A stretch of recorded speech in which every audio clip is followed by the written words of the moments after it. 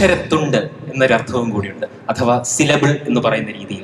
വർണ്ണം നിറമാണ്, അക്ഷരത്തുണ്ടാണ്, അക്ഷരത്തിന്റെ ചെറിയ നിലാകീറുകളാണ് വർണ്ണം.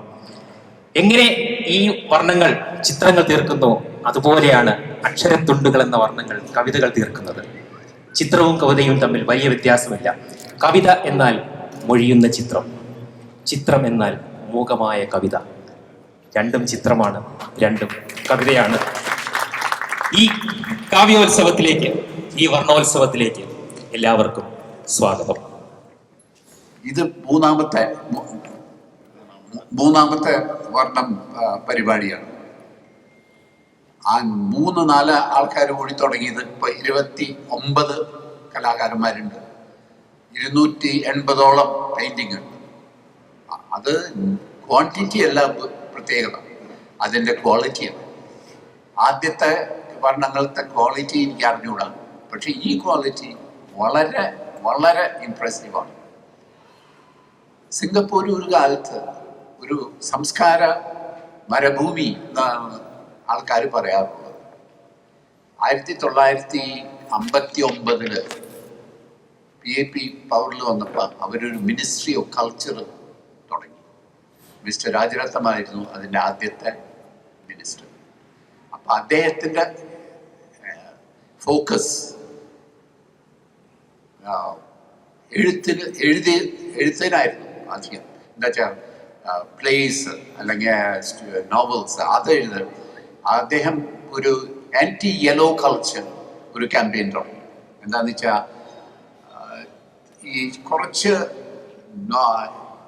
ഈ സാധാരണത്തെ മാറി നിന്നിട്ട് ഉള്ള ഒരു ലിറ്ററേച്ചർ ഇവിടെ വരുന്നുള്ളൊരു പേടിയുണ്ട്, പ്രത്യേകിച്ച് വെസ്റ്റേൺ ഇൻഫ്ലുവൻസ് കാരണം.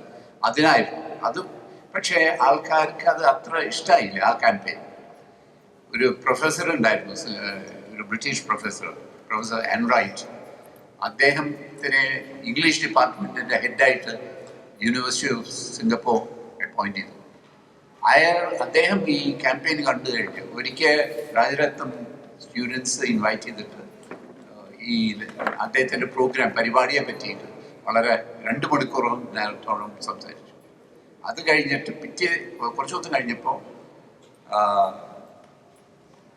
എൻറൈറ്റിൻ്റെ ഒരു ആർട്ടിക്കിൾ ഉണ്ടായിരുന്നു. അദ്ദേഹം ഈ പുതിയ പരിപാടികൾ ഇൻട്രൊഡ്യൂസ് ചെയ്തിട്ട് അതിനെ സാറോവും കൾച്ചർ എന്ന് പറഞ്ഞിട്ട് അയാൾ വളരെ പുച്ഛിച്ച് എഴുതി. അപ്പം സിംഗപ്പൂർ ഗവൺമെൻറ് നിങ്ങൾക്ക് അറിയാമല്ലോ, അങ്ങനെ ഒരു കാര്യം വിട്ടുകൊടുക്കാൻ അവർ അത്ര തയ്യാറുണ്ടാവില്ല. അപ്പം അദ്ദേഹത്തിനോട് show notice why you should not be deported. അന്നൊക്കെ സ്റ്റുഡൻസിന് കുറച്ച് ശക്തിയുള്ള ഒരു കാലമായിരുന്നു. അപ്പോൾ സ്റ്റുഡൻസ് ഒക്കെ പ്രൊട്ടസ്റ്റ് ചെയ്തു. രാജരത്നം പറഞ്ഞു, എനിക്ക് ഇദ്ദേഹത്തിനെ ഡിപ്പോർട്ട് ചെയ്യാനുള്ള ഒരു താല്പര്യമില്ല, പക്ഷേ അദ്ദേഹം നമ്മുടെ സംസ്കാരത്തിനെ മനസ്സിലാക്കണം, അത് ചെയ്താണ്ടിരുന്നുകൊണ്ട് അദ്ദേഹത്തിന് ഒരു വാർണിംഗ് ആയിട്ടാണ് കൊടുത്തത്. പക്ഷേ അത് കഴിഞ്ഞപ്പോൾ ആൻഡ്രൈറ്റ് പിന്നെ കുറച്ച് കഴിഞ്ഞപ്പോൾ സിംഗപ്പൂർ സംസ്കാരത്തിനെ വളരെ സപ്പോർട്ടായിട്ട് സംസാരിച്ച് അദ്ദേഹത്തിൻ്റെ ജോലി അയാൾ സേവ് ചെയ്തു. ഞാൻ ഇത് പറയുന്ന കാരണം എന്താണെന്ന് വെച്ചാൽ, നമുക്ക് ഒരു 1959 തൊട്ട് ഇപ്പോൾ വരെ നമ്മൾ നോക്കുമ്പോൾ സിംഗപ്പൂർ എത്രമാത്രം പുരോഗമിച്ചിട്ടുണ്ട്, പ്രത്യേകിച്ച് സംസ്കാര വിഷയത്തിൽ. അതെനിക്ക് വളരെ വളരെ ഇംപ്രസീവാണ്. ഇപ്പോൾ പോയിട്രി, നോവൽസ്, പ്ലേസ് എല്ലാ വീക്കെൻഡിലും ഉണ്ടാവും, എവിടുന്നെങ്കിലും ഒരു പ്ലേ. ഇപ്പോൾ മിസ്റ്റർ അനിൽകുമാറിൻ്റെ നേതൃത്വത്തിൽ മിസ്റ്റർ സാബന്തിൻ്റെ സഹായത്തോടു കൂടി ഇവിടെ വർണ്ണം നടത്തിക്കൊണ്ടിരിക്കുകയാണ്. ഈ വർഷം കഴിഞ്ഞ വർഷത്തുമായിട്ട് സംബന്ധിച്ച് നോക്കുകയാണെങ്കിൽ വളരെ അധികം വ്യത്യാസമുണ്ട്, വളരെയധികം മനോഹരമായിട്ടുണ്ട്. 29 ആർട്ടിസ്റ്റുകൾ ഇതിൽ പങ്കെടുത്തു എന്നാണ് അറിഞ്ഞത്. വളരെയധികം സന്തോഷം. ഇനി ഇതിലും കൂടുതൽ ഉണ്ടാകട്ടെ എന്നും, അതുപോലെ മറ്റ് സംഘടനകളുമായിട്ട് ചേർന്നത് ചൈനീസും മലയും അവരുമായിട്ടെല്ലാം ചേർന്നുകൊണ്ട് നമുക്ക് വലിയ രീതിയിൽ നടത്താനുള്ള അവസരം ഉണ്ടാകട്ടെ എന്ന് ഞാൻ ആഗ്രഹിക്കുന്നു.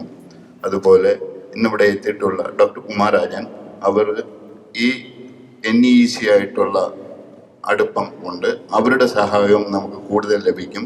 അതുകൊണ്ട് അനിൽകുമാർ സാവന്തും ഡോക്ടർ കുമാരാജനുമായിട്ട് ബന്ധപ്പെട്ട് ഇതെങ്ങനെ നമുക്ക് ഫിനാൻഷ്യലി ഇതിന് സഹായം കിട്ടുമെന്നും അതേപോലെ മറ്റ് രീതിയിൽ എങ്ങനെ ഇതിനെ വികസിപ്പിക്കാൻ പറ്റുമെന്നും ആലോചിക്കുക.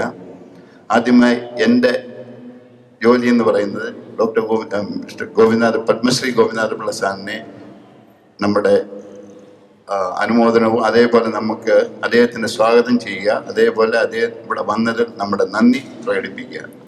വളരെ ബിസിയായിട്ടുള്ളൊരു മനുഷ്യനാണ് സാർ. എപ്പോഴും നമ്മുടെ മലയാളി സംഘടനയ്ക്ക് വേണ്ടി, മലയാളി കമ്മ്യൂണിറ്റിക്ക് വേണ്ടി വളരെയധികം ആത്മാർത്ഥമായി പ്രവർത്തിക്കുകയും എന്ത് സഹായം വേണമെങ്കിലും എപ്പോഴും നമുക്ക് തരികയും ചെയ്യുന്ന ഒരു മഹാവ്യക്തിയാണ്. അദ്ദേഹത്തിന് നമ്മുടെ അസോസിയേഷൻ്റെ പേരിൽ നന്ദി പറഞ്ഞുകൊള്ളട്ടെ സാർ.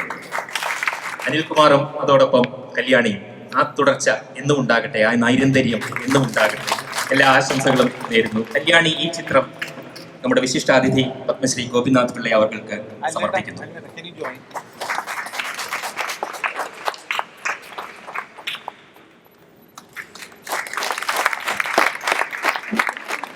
ഇത് 3 തലമുറകളുടെ സംഗമമാണ് നമ്മളിപ്പോൾ ഈ വേദിയിൽ കാണുന്നത്.